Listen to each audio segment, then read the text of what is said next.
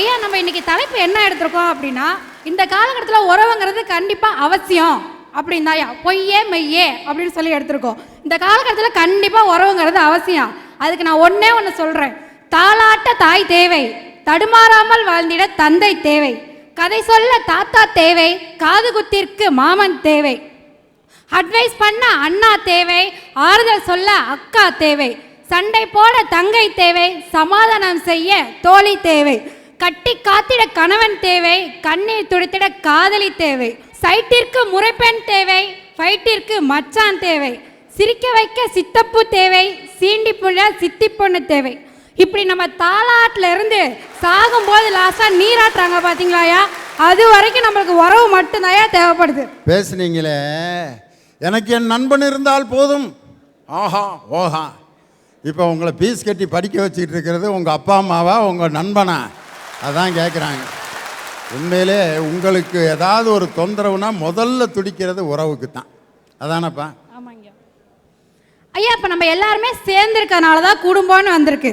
அந்த குடும்பத்துக்கு ஏன் குடும்பம்னு பேர் வச்சாங்கன்னு உங்களுக்கு ஏதாவது தெரியுமாங்கய்யா? குடும்பம், குடு இன்பம், இன்பத்தை கொடுப்பது குடும்பம். அதனால தான் குடு இன்பம் என்பது மருவி குடும்பம் குடும்பம் அப்படின்னு ஆனதுன்னு பெரியவங்க சொல்லியிருக்காங்க. அதாங்க உண்மை. இந்த ஆன்சர் உங்களுக்கு எப்படி தெரியும்னா, அழகான குடும்பத்தில் நீங்கள் பிறந்து வளர்ந்து இருந்ததுனால மட்டும்தாயா, உறவுகளோட இருந்ததுனால மட்டும்தாயா உங்களுக்கு அந்த குடும்பத்தோட அர்த்தமே தெரியுது. இதுக்கு பேர் தான் என் கையில் இருக்கிற குச்சியை பிடுங்கி என்னையவே அடிக்கிறது. என்கிட்ட கேள்வி கேட்டு என்கிட்ட பதிலை வாங்கி அந்த பதிலை வச்சு பாயிண்ட் அடிக்குது பாரு, அருமை. ஒன்றும் இல்லை. இப்போ நம்ம காய்ச்சல் வந்துருச்சு, டாக்டர்கிட்ட போகிறோம், மருந்து கொடுக்குறாங்க, மாத்திரை கொடுக்குறாங்க, குளுக்கோஸ் ஏற்றுறாங்க. அந்த ஒரு நாளில் சரியாக போகுதுன்னு நீங்கள் நினைக்கிறீங்களா? கண்டிப்பாக இல்லை.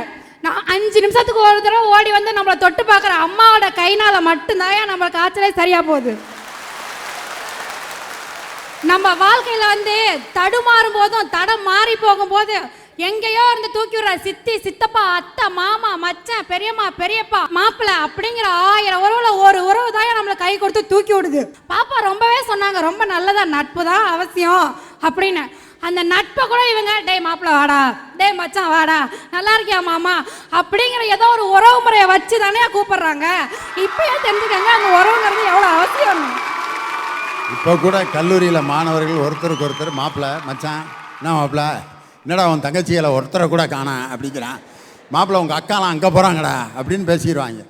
இவன் யாரை லவ் பண்ணுறானோ, சைட் அடிக்கிறானோ அது பூரா இன்னொருத்தனுக்கு அக்கா, இன்னொருத்தனுக்கு தங்கச்சி, அப்படி தான் பேசிக்கிறான்.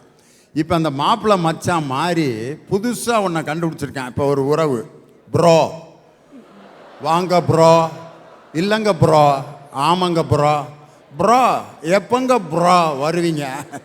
ப்ரோனா என்னடான்னு கேட்டால் பிரதர் அப்படிங்கிறத சுருக்கமாக கூப்பிட்றானா. பிரதர்னு கூப்பிட்றது கூட அவருக்கு நேரம் இல்லையா, அவ்வளோ பிஸியாக இருக்காரான். அது மாதிரி ப்ரோன்னு ஆரம்பிச்சிருக்கான். ஆனால் மாப்பிள்ளை மச்சான் அப்படின்னு சொல்லும்போது இருந்த ஒரு நெருக்கம் இந்த ப்ரோவில் கிடையவே கிடையாது. காரணம் அது பேசும்போது இருந்த ஒரு நெருக்கம் இப்போ இல்லை. நட்புங்கிறது மைக் மாதிரி, உறவுங்கிறது கை மாதிரி. மைக் மாதிரி நான் ஏன் தெரியுமாங்க சொல்கிறேன்? இன்னைக்கு நான் இங்கே வந்து இங்கே இடத்துல பேசிகிட்டு இருக்கேன், எனக்கு ஒரு மைக் தரீங்க. நாளைக்கு என் காலேஜுக்கு போகிறேன், அங்கே ஒரு ஏதோ ஃபங்க்ஷனாக பேச சொல்கிறாங்க, மைக் தராங்க. மைக்குங்கிறது போகிற இடத்துலலாம் கிடைக்கும், நான் இல்லைன்னு சொல்ல.